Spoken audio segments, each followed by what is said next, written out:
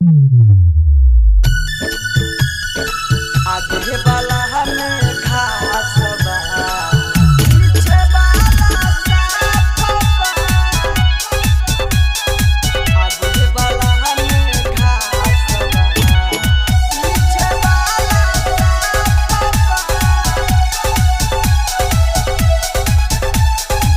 चारों ओर खेतवा में लौकता खूंटी, बोल करे जा हम कहना सूती। चारों ओर खेतवा में लौकता खूंटी, बोल करे जा हम कहना सूती। इहे सोची के मन मोर उदास बा।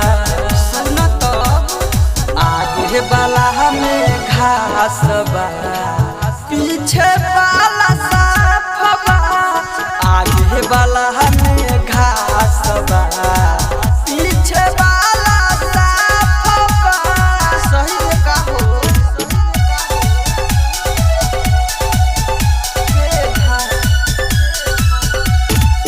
आगे वाला हमें घास बा, पीछे वाला जन हो हमार तोहे मानी ले हम, जनमों से ज्यादा तोहे मानी ले हम।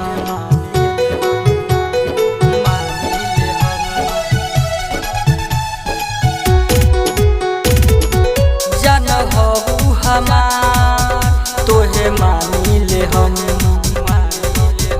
जनमों से ज्यादा तोहे जानी ले हम। सच हमसे बताव कहाँ साफ बा।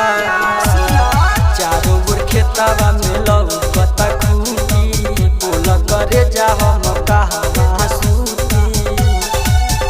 इहे सोची के मन मोर उदास बा।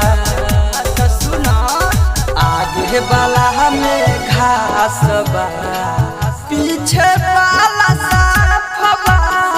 आगे वाला हमें घास बा, पीछे वाला साफ बा।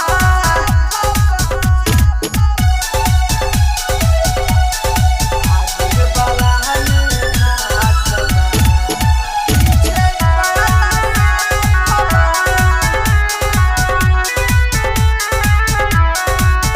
कुंदन शिवंशु से समरी राजा,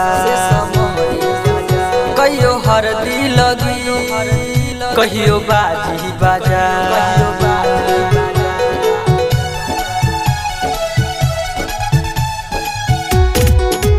कुंदन शिवंशु से समरी राजा, कहियो हरदी लगी कहियो बाजी बाजा। कहियो बाजी बाजा, यही तोहर बतिया से मन मोर उदास बा। आगे वाला हमें घास बा, पीछे वाला साफ बा।